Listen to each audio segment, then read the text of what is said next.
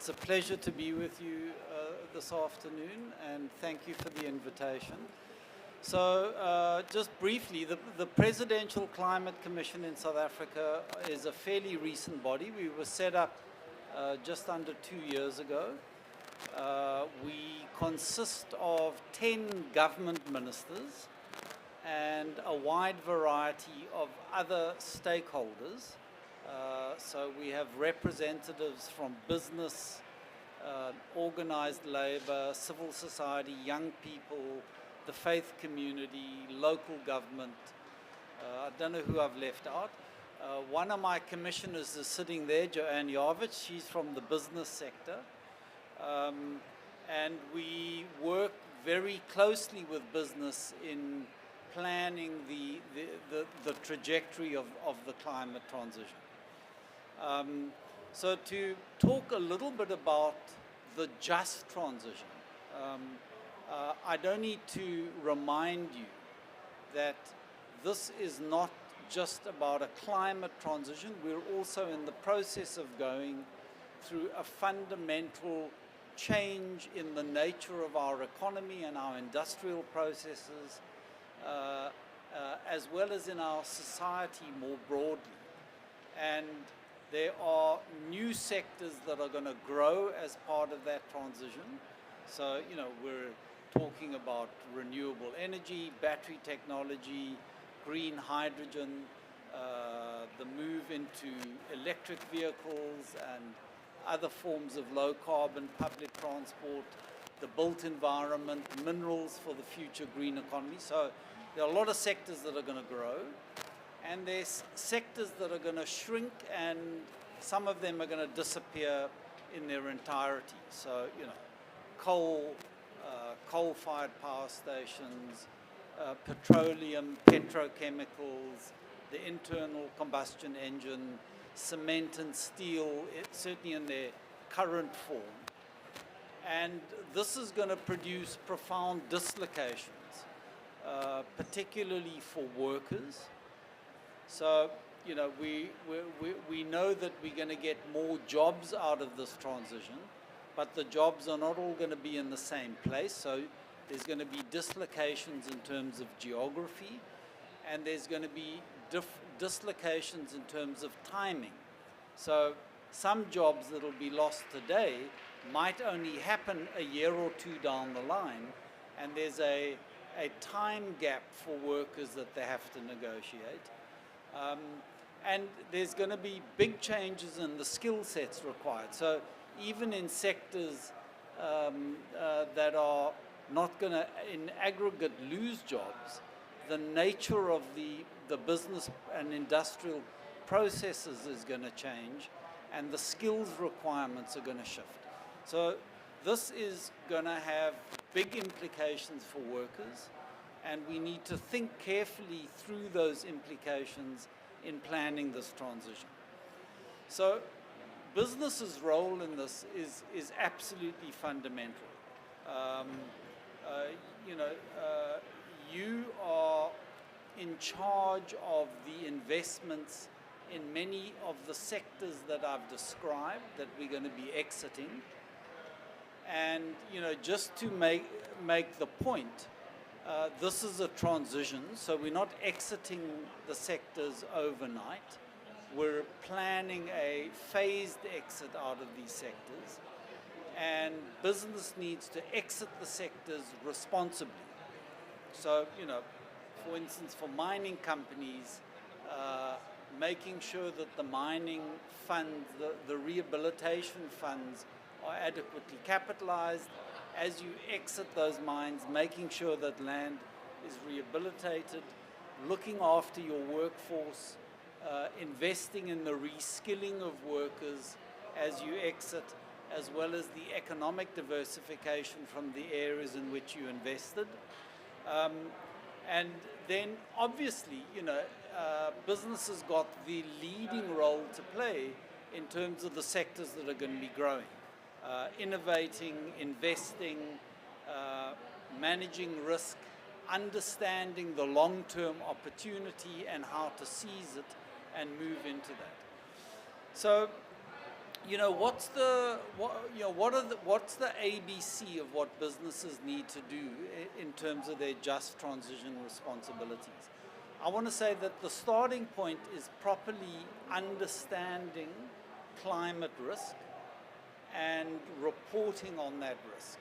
And there's been some really excellent work already done by organizations such as the CDBE, the Climate Disclosure Project, the task force on climate-related financial disclosures has given detailed guidance on how to deal with this in your annual financial statements, as well as the scenarios that you can use to understand long-term impacts and how to account for them.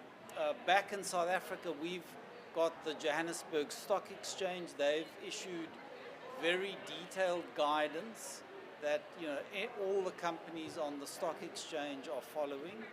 And more recently, the International Sustainable Standards Board under the IFRS issued their guidelines, which I think are absolutely best practice. And for those of you that have not taken them on board, I urge you to follow that. Secondly, it's important to be setting science-based emission reduction targets, and those need to be broadly compatible with fair share. And recently the UN Net Zero team that was set up issued guidance. I think it was published a few days ago, and that was done with the International Organization for Standardization. So now we've got, we've seen a lot of net zero commitments coming from businesses. They've been following different methodologies, different standards, and it's not always been easy as to how we interrogate those standards and targets. And I think we've now, for the first time, got some clear guidelines around net zero targets. And then, we've similarly to this climate disclosure and climate target setting, we need to think about the social impact of what we do. ESG is, the accepted global framework for doing that. And I know it's a little bit of a flavor of the moment for business. The important thing is to take ESG, environmental, social, and governance considerations, and integrate it into your core business. So there's got to be someone at board level that takes responsibility for ESG. You need to have a director that does that. You need all of your board, executive and non-executive, to be going through training. So in your induction programs and in the annual training that you do as businesses, make sure that you understand. I mean, it's a fast-moving area. There's a lot of global best practice emerging. Make sure you understand it.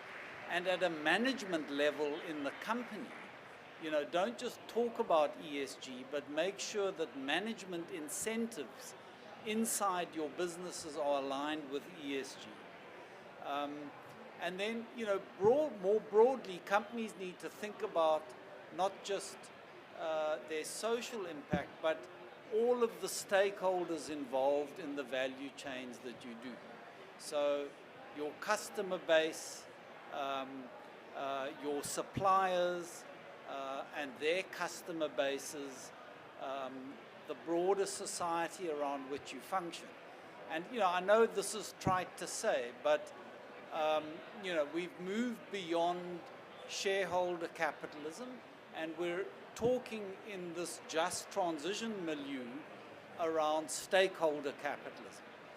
And this is more than adequately summed up by Klaus Schwab and the book that he published on stakeholder capitalism.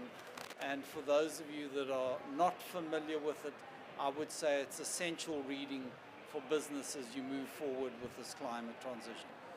So on that note, I think that's my 5 minutes, and I'm looking forward to the panel and their discussions.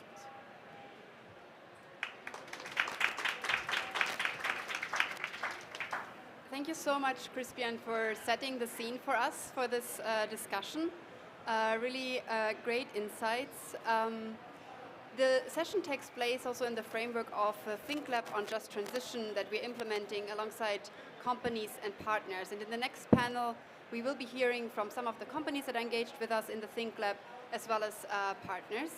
And before handing over to the panel, I would like to draw your attention to a QR code, which I'm completely covering here, which is behind me.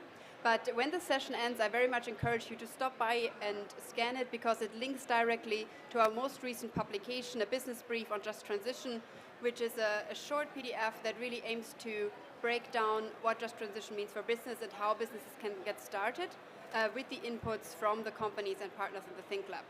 So I will remind you about that later on, because I know it's not very visible. But without further ado, I'm very happy to ask our panelists to please join us on stage. We have Elisa Holteng, campaign lead and strategist for climate, nature and just transition from the B team, as our moderator. Please go ahead, Elisa.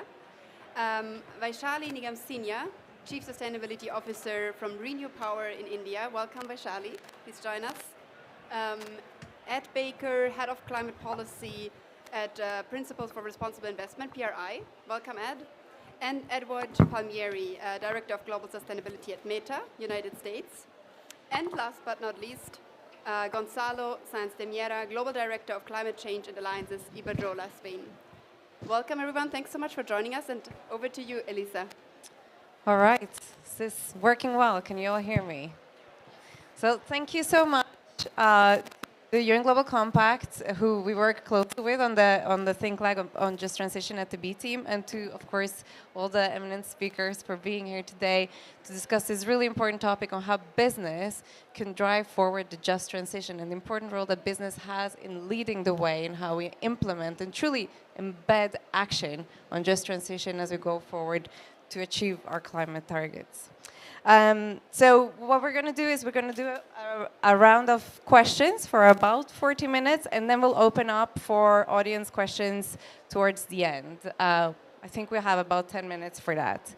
And as we start, I'd like to first focus our questions around the roles that your companies have and as you see them in the just transition.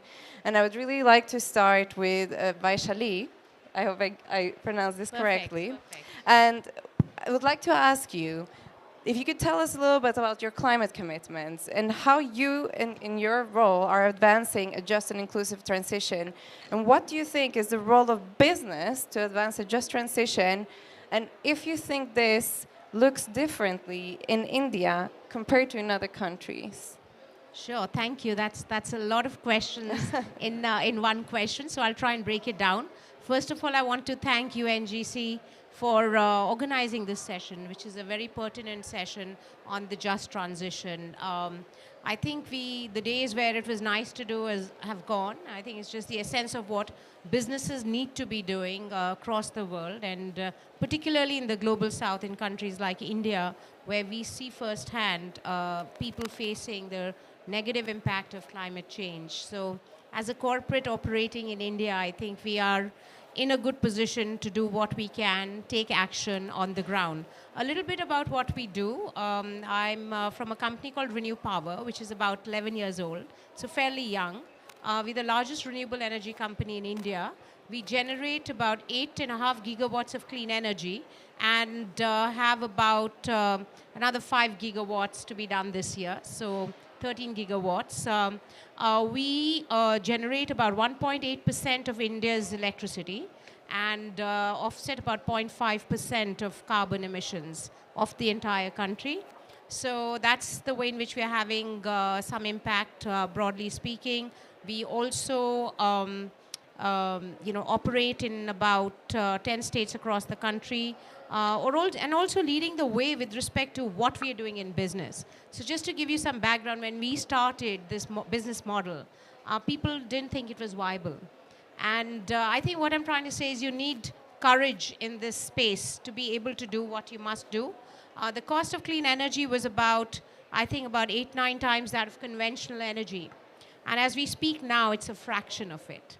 And so that's the journey. There were no investors there. We were lucky. We had one investor from the United States, Goldman Sachs, which invested in us at that point. After meeting about 100 plus investors, now we have multiple investors talking to us at the same time. So that's the journey we've traveled, and so it's a good time to be here. We're of course identifying the risks associated and the opportunities associated with being in this space and sector. And we just see that the last decade was a year of generating conventional renewable energy. So now we have a term which is conventional renewable energy, not just conventional energy. And this decade, we're going to be seeing new areas like green hydrogen, round-the-clock storage, and various other carbon sequestration. So many opportunities for businesses to get involved. What is a just transition, which is the second part of what you asked me? A just transition means different things to different people in different countries. For some, it is about job destruction and how you manage that and how you impact that. So it's about shutting down coal and what do you do with the people and how do you help them. And that's the story in India. But there is another part of the story which we think is broader, which is dealing with vulnerable communities. We are living in a time where climate events which happened once in 100 years are happening 3 times in a year. Whether it is the forest fires, whether it's droughts, or whether it's cyclones. So there is action to be taken, and we need to make sure that as corporates we are responsible and we engage with communities there. So we run multiple programs. I'm really proud about engaging with the women and children in grassroots India, addressing all the SDGs. Thank God for the SDGs. They give us direction to do what we want to do, whether it's poverty, whether it's women, whether it's collaboration, whether it's energy. We keep that at the heart of what we are doing. And just recently at this COP, we launched a film on how we are reskilling salt pan workers in the remotest parts of our country who do a very difficult job of making salt. And as they do that, their fingers and feet are as hard as iron, and so it really has a negative impact on them. We are reskilling them to become solar technicians, and not only them, but the next generation as well. Just to give you a flavor, I know I've crossed my time perhaps, but just to give you a flavor of what we are doing in India and what must be done in India. Thank you so much, and I think you mentioned so many really relevant things, but I want to rescue the word courage, because it shouldn't necessarily take courage to drive forward business models that have care for people at its heart, but that's how it's become. And I think leading businesses like you, really centering your action in that way on people, is what's going to drive us all forward. So thank you so much, and we'll go back to some of these points later on. But now I wanted to hand it over to Gonzalo from Iberdrola. And Iberdrola, over the last few years in Spain especially, have closed down very many coal power plants and have made great strides in advancing a green transformation. And I was hoping you could tell us a little bit more about what are the 3 things that for you were key to planning and to advance the journey, and which were the actions that are necessary to ensure, from your perspective, this just and inclusive transition. And please, 2 to 3 minutes, Gonzalo. Okay, thank you very much. Extremely interesting subject. Yes, we are a traditional utility firm. We are only investing in renewables, and we have closed all our coal facilities. So, just 3 things. In terms of closing our coal facilities, we have included the just transition principles, and we are maintaining the jobs without any time gap. So we are replacing all these jobs for renewable jobs in the same area. And at the same time, we are working with trade unions, local trade unions and local communities to co-create the solutions. So I agree with you that just transition is different in different countries. So they know what they want. This is very important. And we are also collaborating with the government. Second thing is also very important in just transition. We are developing a lot of renewables, thousands of millions in investment in new renewables. And just transition is also very important there, because we have to assure that we create jobs for local communities.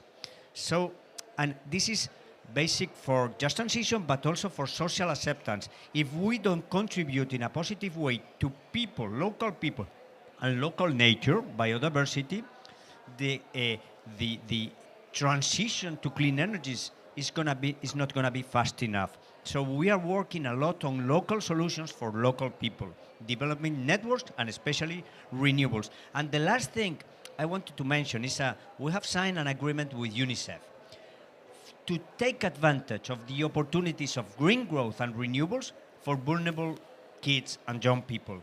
And it's amazing the results we are getting because the new jobs, the new skills are completely different. We don't need so much engineers, but we need technical people, that can build new facilities, new photovoltaic, new wind, and we are collaborating with social NGOs, with UNICEF in Spain, in Brazil, in Somalia, to form these people so that they can join the company and they can join our supply chain. And it's amazing the thousands of people that we are incorporated into the system. So I just wanted to share these experiences and maybe we can develop later. Okay, thank you. Thank you. Yeah, I think one of the things that I'm always so struck by is Iberdrola's disposition to collaboration across stakeholder groups. And I think all these things that you mentioned are such a testament to that willingness to collaborate. And so now, after having heard from two energy sector companies, I'd like to hand it over to Edward from Meta. Which is, of course, a very different sector, but you still have a vision of a just and equitable transition to a zero-carbon economy. And I'd like to talk, if you could talk to us a little bit about how you envision this and how your company is working also with others in collaboration to scale innovative and inclusive solutions towards these goals. And what do you think is the role of the private sector when it comes to transitioning to low-carbon societies in this just and inclusive manner? Well, thank you very much for that question, and thank you to the UNGC for assembling us really important issue.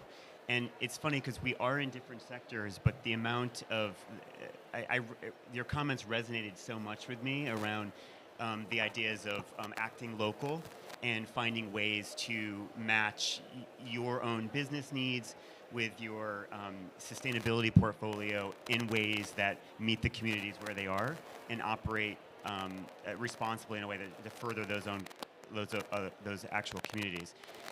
At Meta, we have been working on our renewable energy portfolio for a long time, and as an aside, we were part of a founding group of companies and NGOs committed to a coalition to expand renewable energy in the APAC region. So we'll talk about that after the panel. But we're really excited about matching our renewable energy needs with local action in those grids. So that started in the United States, where most of our offices and data centers were originally located. But now, as we've become more global, including places like Singapore, we've had to look all over the world for renewable energy projects, and those projects, by design of our program, have to be within the same grids that where we're consuming, so that we're adding as much or more renewable energy to those actual grids. In selecting those projects, and as we do with our water restoration work and our carbon reduction and removal programs, we're looking for an equation that not only gets at the drops of water or the watts of electricity, but also have aligned co-benefits from a biodiversity and justice and equity standpoint. And that very much includes engaging at the local level. So the projects that come to mind for me the most are layering in criteria around community engagement for our carbon removal projects, where we've said, okay, at Meta, our scope 1 and 2 emissions, we've reduced them so much that we're now in striking distance of net zero. So we went out, and to get us that last little bit to zero, we procured some carbon removal projects, reforestation, regenerative agriculture, things like that. And in selecting those projects, we've overlaid equity and community engagement considerations to select the projects. And what I love about those programs is that, yes, it checks the box we need from the carbon accounting perspective, but it also allows us to engage with communities, create jobs, support tooling and retraining programs and the like. And I think that's something we're going to continue to work very hard to scale. as we reach our net zero 2030 goal. Thank you, and I think this is such a good point that, of course, it is about the care that we take for people as we transition out of a fossil-based economy. But this point about the criteria that you build into how you move into that net zero future and how the criteria become a standard way of taking care of people in how we build that future is just so essential. So thank you for sharing that. And so now I'm going to hand it over to Ed from the PRI. And we've heard now from these two different sectors, and however, we always hear, right, that one of the challenges for moving faster forward is financing. And this is what you are an expert on. And sometimes we talk about financing for climate at a more global scale. But when you think about the role of corporates and of business, is access to finance a challenge for corporate action on just transition? How do you see this playing out? Well, thank you for the question. Hello, everyone. First of all, just to say a big thank you to UNGCC for the kind invitation, and also a thank you to all of you for choosing to spend your Saturday afternoon with us. And what a good choice that was, if I may say. So I think PRI, we're in a global investor network of 5,200 members in over 80 countries. What we're looking to do is first of all to try to reduce information barriers for investors so they can try to integrate this into their investment practice. And secondly, look to mobilize investors on this topic. And the third element is around accountability through our reporting that investors do to us. So I think on your questions, I don't think there's a shortage of capital. I think actually the capital has been in surplus until quite recently. But I think the question is, how do you do this at a practical level? Because most of our members are pension funds, insurers, asset managers. They invest in companies like those we see here. They don't necessarily invest in projects. And so really, you've got to get the process right. And this comes back to what Christian was saying earlier about an understanding of the issues, integrating just transition considerations in the approach to climate change throughout the organization. So I think it really starts with getting that right, getting the governance right, and then getting down to the individual projects. Where you can clearly make the most difference is in terms of the infrastructure investing. That has the greatest potential, particularly place-based investing. But I think one thing that we are struck by is you do get this jobs boost when you invest in, say, a renewable energy project. But that boost comes mainly through construction. So once it's there, it's operational. What happens then? And I think that it's quite different to say coal plant where there's much more of an operational consideration and in terms of retention, in terms of jobs. So I think this is certainly a complex issue that requires further consideration. I look forward to getting into it a bit more. Thank you. Yeah, and I think something that always strikes me is everyone is always saying this. The money is there, is how do we direct it to where it's needed, and how do we perhaps rethink our notions and understandings of risk, or perhaps where we see that risk. And I think this is what you guys are so focused on, and changing that mindset. And so, I think all of you have mentioned, right, the fact that you are putting people at the center of all your work. And this is essentially what the Just Transition is about, making sure people is at the center, both of how we transition out and how we create and build that vision for the future. So I'd like to kind of dwell a little bit deeper into some of these aspects. And Vaishali, you started to talk to us about youth and vulnerable communities and how you support them in India. And so something that I've read and which really strikes me is that India has the largest youth population in the world. It's 66% of the total population. That is huge. And so as you're building that economy of tomorrow, what is required to build quality and decent jobs for the youth at scale, right? To accelerate that transition. And on a certain slightly separate but related note, how would you talk to youth who is looking to the future and thinking about the future in terms of how they prepare themselves for those jobs for the future? Sure, thank you so much for that question. I'd like to refer to what you said, Ed. You have a lot of opportunities, jobs being created as we set up the renewable energy facilities, farms, etc. We're also living in a world where the job environment is changing. I think reskilling has become a part of the game now. You do certain things and you have to keep reskilling. There's so much of change happening around us. So I think that's going to be a very critical part of how we address. We can transition people, but then we have to keep preparing them for and reskilling them. And that's something we're doing. Let me talk to you a little bit about what we're doing in tier 2, tier 3 cities in India and the rural parts of our country, because I think that's where you have a huge potential. That's where you actually have people who are suffering and they really want to do something about it, but they don't really know that they are suffering because of climate change. So there's this very interesting experiment we've done in some of our communities where we ask people about climate change and whether they are suffering from the negative impacts of climate change, and they're always like, no, of course not. And when you go around showing them pictures of certain activities which might be happening in their states, and they say, oh my God, we're going to die because of this. So just to give you a sense of the lack of connect, what are we doing? So the good thing in India is, in India we have our government about 8-9 years ago, we came out with a Corporate Social Responsibility Act and a program. So we as corporates have to commit 2% to, spend on the S of the ESG. So that really gets us quite engaged. And with the ESG frameworks, which you referred to in your opening comments, it's not only a nice to do, but you have to also report to your board members, independent directors, management, etc. So it's a very structured process of doing what you've got to do in a way where people are really, kind of judging you with respect to outcomes. At Renew, we have a climate curriculum program. We have a Lighting Lives program. All these programs revolve around how we can engage children in high school, in college, in graduate school to get involved in climate-related programs. So we've come up with a climate curriculum. I think can you hear me? We try this one. Yeah. Okay. Hello? Yeah, this is better. Yeah, I felt I couldn't hear myself.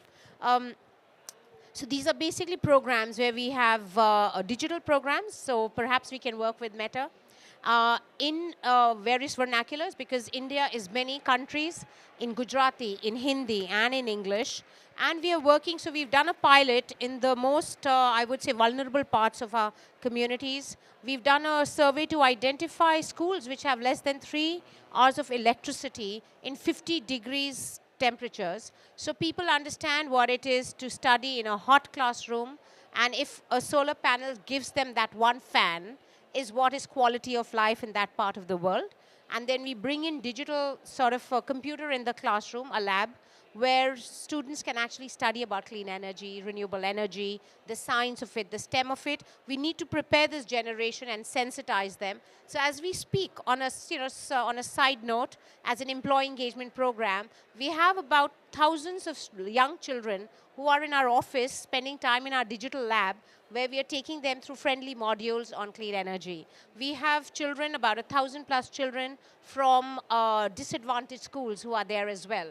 So in the grassroots, in the urban areas, this is how we believe we can engage children and sensitize them around what are the skills required for clean energy related jobs, what are the jobs out there. We are working with the Skilling Council in India to also come up with modules for professional level entry training modules, so that the vocational program is in place and people can skill themselves to join the workforce.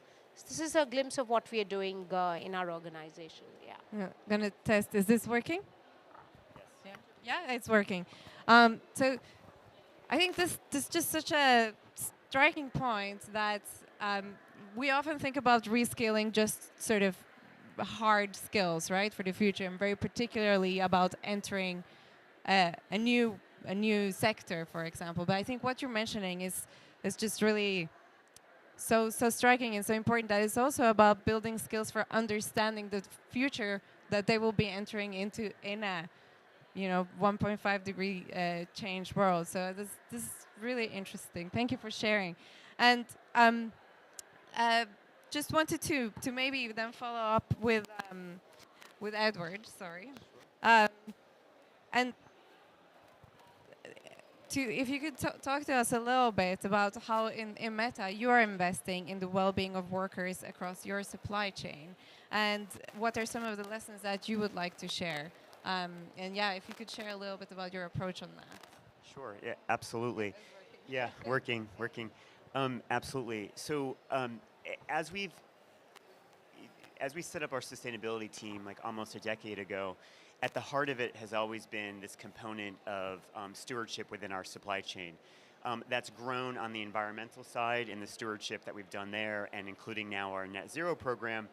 But in parallel to that, we've also had a worker well-being program. And the idea is that at Meta, we want to make sure that the suppliers that we're engaging in are operating consistently with the way we have run our business. And so we're a member of the RBA, and they have a code of conduct that we partner with our suppliers to make sure they're aware of, that they're trained on, and they follow those parameters. And that sort of framework has allowed us to have a certain amount of comfort around standards and expectations of working in our supply chain. But as we've grown and gotten a little bit bigger and had some more resources internally, we've been able to do more active engagement within the supply chain to go and visit sites and then partner with those sites to develop various programs to allow us more access and insight and to then further problem solve and bring more solutions to bear. So one example is that we had some suppliers in the APAC region where we were able to partner with them. We sent in some representatives from the company that interviewed and talked with some of the workers in those places.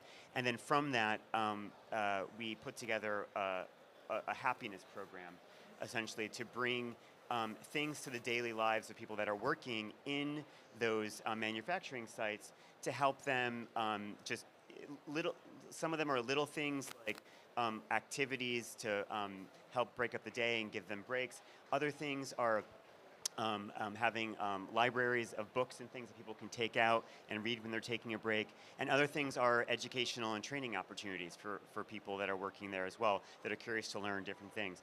So our approach has been a lot of risk assessment and mitigation from a baseline, and then carrying that into getting to have a stronger sense of the communities that we're working in and what's sensitive to them and where we can do things to help make that environment better for them and to be a true partner with the suppliers that we're relying on in our supply chain around the world. I like the idea of a happiness program. Everyone should have that. And I also think, this example that you're setting of how you're engaging with your supply chain, this is really where we need to focus, because we hear from leading companies that yourself, and you're doing great work, but we also know that down in the supply chains there is still so much more to do. So it's very encouraging to hear how you're putting so much priority into making sure workers across your value chain is also feeling that happiness. Absolutely. And of course, I think for most people, when they think about just transition, they go back to that definition as it made it into the Paris Agreement, which relates to workers and the social dialogue element of just transition. And so I wanted to go to you, Gonzalo, and ask if you could share a little bit more about the lessons that you have learned in terms of creating green jobs for the future, and how you've been engaging with workers in social dialogue and in dialogue with other stakeholders as well, about how you've done this really crucial element of the just transition. Okay. What I think is important, as you mentioned at the initial speech, is the CEO top commitment to just transition. This is extremely important. Once you have this commitment at the top level, everything is easy, and you have to define internal policies, that moves into this direction. When you close a facility, when you develop a new project, value chain, and so on. So you need a strategy, commitment and strategy. The second thing is you mentioned about the case of India. In Europe, just transition has become really a political issue. And the European Commission is defining just transition policies and is devoting just transition funds that are important for that. It's me?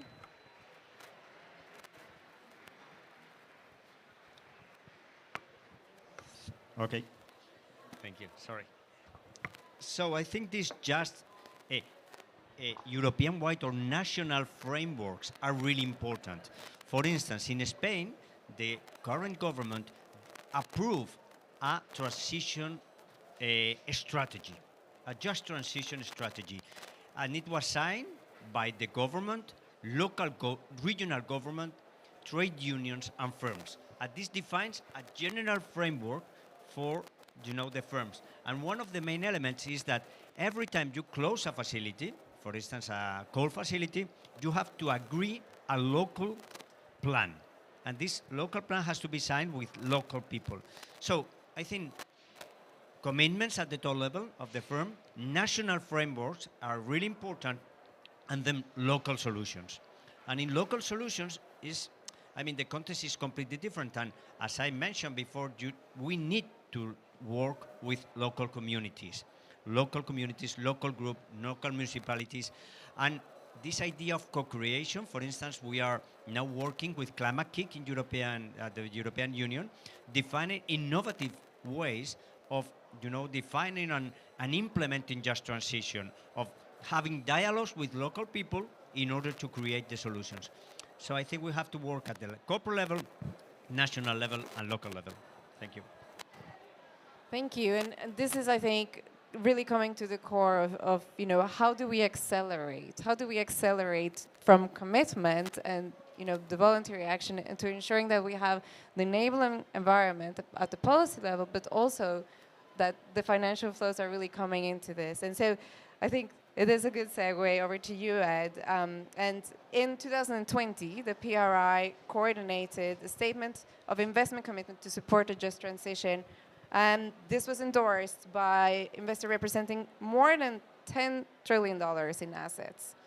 And this was in 2020. And just thinking about, this need to really accelerate how we implement just transition. What do you think has changed since 2020? And are we on the right path?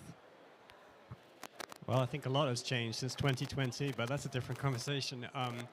I would say that in that statement, there was about 100 or so investors signed onto it.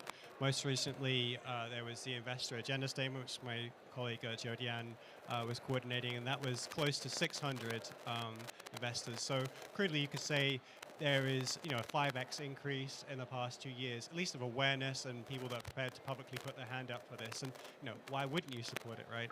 The challenge comes, though, in terms of practical implementation, and where we're going to next is trying to embed this into our flagship investor initiative. So Climate Action 100 Plus is the largest investor group, which is engaging with the 100 most energy-intensive companies around the world.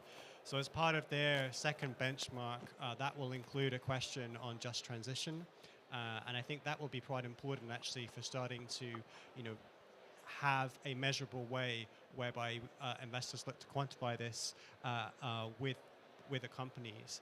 And I think the key thing really is to develop metrics where you can measure this issue. At the moment, it's very much narrative-based. Yes, you can do place-based investing, and you've got some excellent examples up on the panel of that. But how do you go about it in sort of quantifying things? Because once you can quantify it, that really drives cultural change within investors and within the companies that they're investing in. And so that's really the frontier issue now. Yeah. Please. So just to go back on the financing, I think one thing which disappoints a little bit, and perhaps this is the right platform to talk about it, is that during Paris COP, there was a commitment of $100 billion to come to Global South year on year. Forget now the need is $1 trillion every year per a recent report.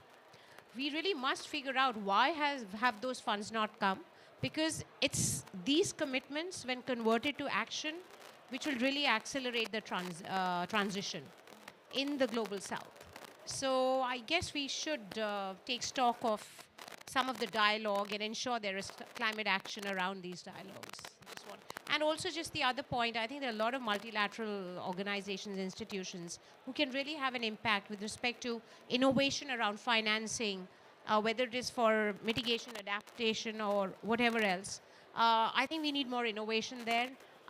It's not happened. We're still in the Bretton Woods world. I think we need to move and accelerate and keep up with the requirements and the changes and the risk approvals some of these organizations have to be able to do more for the just transition requirements. Yeah, absolutely. And I think also the crucial point of, this financing should not be exacerbating issues of debt. It should be a financing that supports that innovation in ways that helps us move forward, as opposed to locking in those kind of dependencies from the past. So, and sort of as we think about, how can we unlock the solutions for the future, and how can we start to think about, how we change those mindsets and think differently. I wanted to almost do a little bit of a shift, because you mentioned that you work a lot with women and supporting gender equality. And I think one of the things that maybe has been missing in terms of how we think of solutions is how we put women at the center of solutions and as carrier of solutions. So I know this is something that you are very focused on, and in a country like India, this is crucial. So maybe you could talk just a little bit more about how this is part of the solution for you. Yes, absolutely. I think it is an inherent part of the solution, and I am very, very committed to doing whatever I can, not only in my company, which of course is very important, because we need to walk the talk, and so we're doing a lot at Renew. But I will not talk about that, because that's perhaps for another corporate sort of conversation. But we are we're living in a world where there is a need for huge human resources in this space. And when we discuss resources, everybody says that we don't have enough manpower. And I always say, perhaps not, but we do have woman power. And in India, in the grassroots of the country, where we are setting up most of our turbines and our solar farms, there are very confident women who've been employed without pay to do their work in a deeply committed manner. When women get involved, they engage, they own, and they ensure they engage the larger community. So we have a ready workforce there. So what we are doing is we are partnering on skilling programs across the country in tier 2, tier 3 cities to engage women. We have a program called Power of W. I talked about the program which we are partnering with the United Nations Environment Program to skill women workers to become solar technicians. We have a target of about getting to 10,000 women in the next few years. And as we do that, we are going to increase their savings 10 times as they transition to becoming solar technicians from salt pan workers. So we're talking about, what are we talking about? We're talking about a saving of $12 per month to about $150. Sounds small, but huge for them. So these are some of the programs.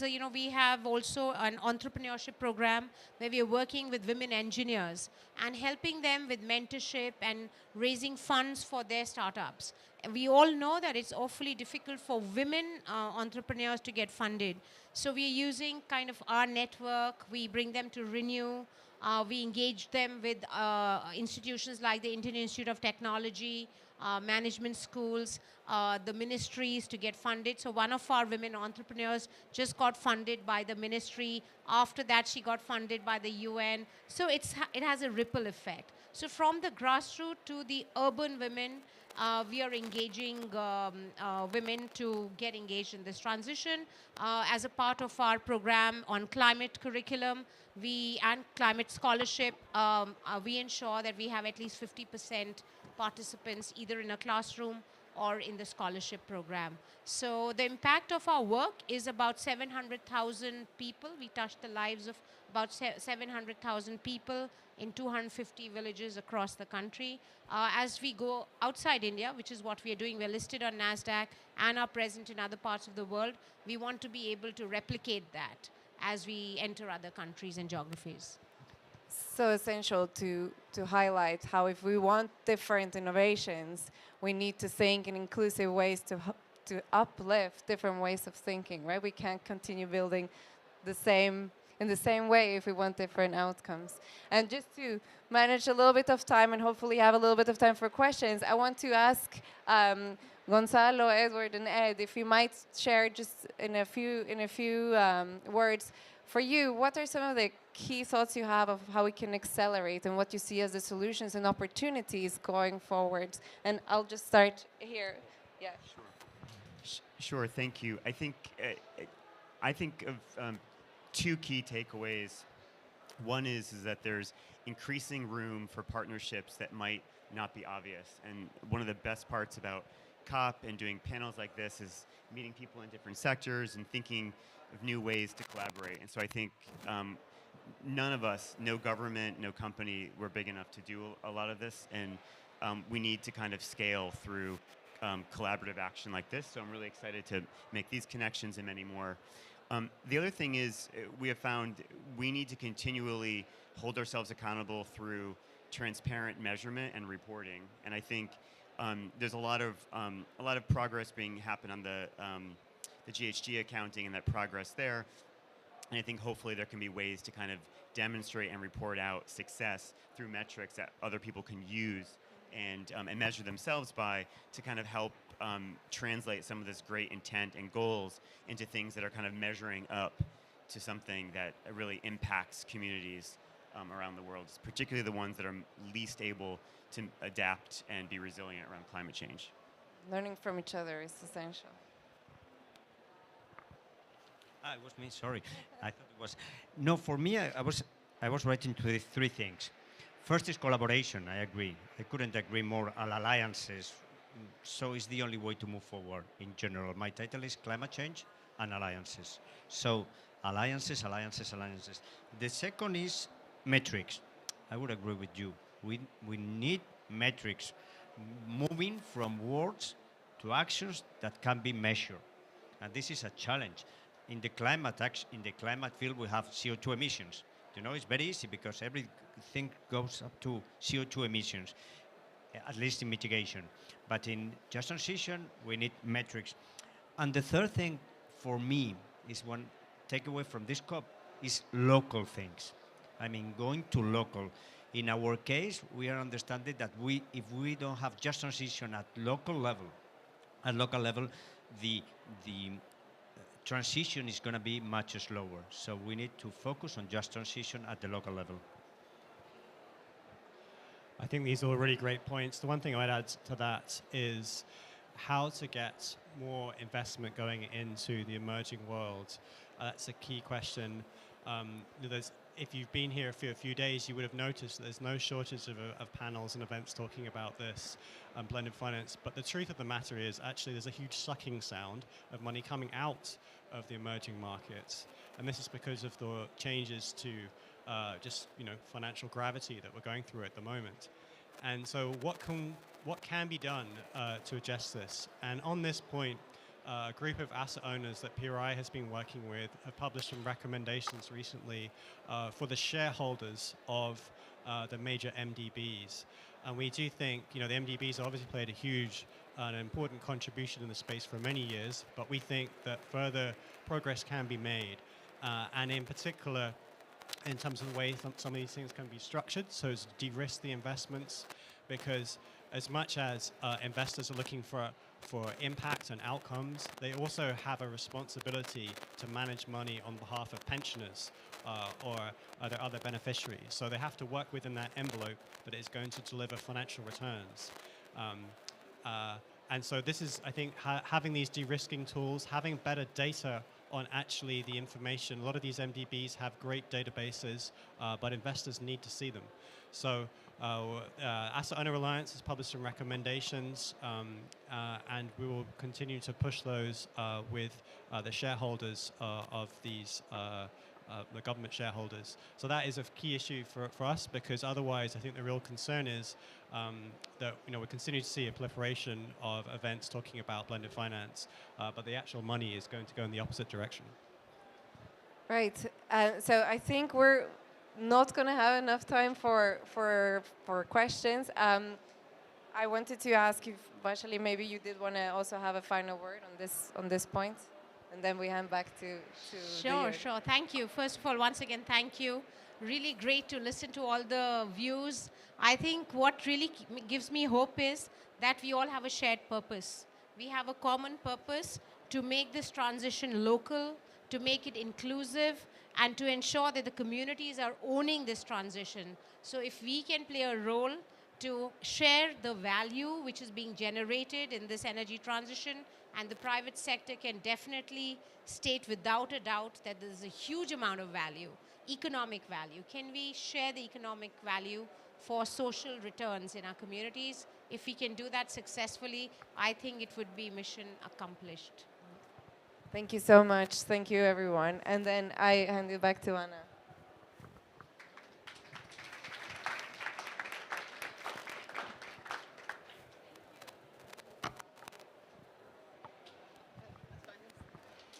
Thank you so much, Elisa and our panelists, for joining this discussion and for your insight. And also thank you for the excellent microphone collaboration throughout the session. So we have heard a lot about the different elements, very important for a just transition, and one of them that has come up as well a lot is about skills and upskilling the workforce. So we're delighted in the last few minutes today to hear from Efren Beiser from LinkedIn on his perspective on just transition. Not sure which one works best. All right. We're in action now. You guys can hear me all right? Perfect. You know, I loved hearing from the panel. Skills, obviously, and jobs are a major theme. And we often, when I think about a just transition, I ask two questions. How do communities who've been historically left out of the opportunities presented by economic growth get their fair shot? And for many communities, that's going to be a bigger slice of that growth they may have seen. The other question I ask is, how do the workers whose jobs will be negatively impacted by this transition get access to these opportunities that will be presented? And I know for a lot of our companies, LinkedIn, I think Meta, Iberdrola, we're making major climate commitments, and that's table stakes. That's table stakes for how to get to this far. The next thing we have to do is invest in our workforces and invest in our communities. And I think there's a few things I would say about that. First, about investing in our workforce. We heard a lot about new jobs, and you see these reports. There'll be 100 million new jobs created. Net 25 million, if you think about the 75 million jobs, there are going to be workers who will be displaced. But how about any more millions of jobs are going to be changed? Every one of us is doing our job a little differently today than we were a few years ago. And just as our jobs have gotten more digital, every one of our jobs is going to get a little more green. I think that's a really important component, because when we talk about the role companies play, when we talk about how we're going to hit our carbon targets, it's going to be not just by hiring sustainability directors, which we need, but it's also going to be about making everyone at our companies learn the relevant green skill for their job. That's a fleet manager who's going to have to know how to manage a fleet of electric vehicles. It's a procurement officer who's going to have to understand carbon accounting so that they can actually figure out what the scope 3 emissions of their company are. That's really important. We also can't wait for this next generation of workers who care about climate to show up. We have workers who need to do this right now, who have been doing it for years already. And we have to accelerate this transition, and skills are going to be a key component of that. You know, I think you hear a little bit about finance, and I think this is an example. We are woefully underfinancing this transition. And when we look at LinkedIn data, we can actually see the penetration, the prevalence of green skills in different industries. And perhaps, not surprisingly, finance falls below average when it comes to the presence of green skills in their industry. And so, for example, if we want to get more people investing in climate tech companies, more investments in some of the solutions that all around the world, including in low rural communities and communities that have been marginalized and historically left out, we need finance professionals who work in finance right now to have the right skills to make those, to assess that risk and make those investments. You know, you know, in our research, we've spent a lot of time looking at skills, and we know right now that we see 8% year-over-year growth in demand for green skills. That's a huge opportunity. The challenge is we only see 6% year-over-year growth in the supply of workers with green skills. So that's a huge opportunity, but also a massive threat. If we do not upskill our workers to meet this need, we will not achieve the demand, not just from employers, but the demand from our planet to hit this target. I want to end by saying that there are things businesses can do today. And one of the things that we're really excited about is that LinkedIn joined ILO, UNEP, and UNICEF to launch the Green Jobs for Youth Pact. And what that pact's all about is not only creating 1 million new green jobs, but greening 1 million existing jobs, and of course supporting local entrepreneurs, especially in the global south. And if you're a company who's thinking about how am I going to change our workforce, you're looking for resources, you're looking for a community of other companies who are going to be going through these challenges, we encourage you to join the pact. Meta in the audience, she raised her hand, she's from ILO. Go talk to her about figuring out how to get involved. We're really excited about the pact, and we think this is one of the ways that companies can take action and know that you're not alone in trying to figure out these challenges for your workforce and the communities in which you work. Thanks so much.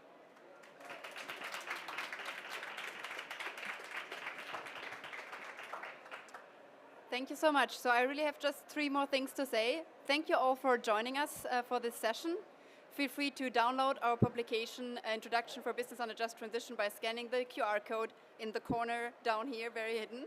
And for our speakers, please join us for a picture on the stage.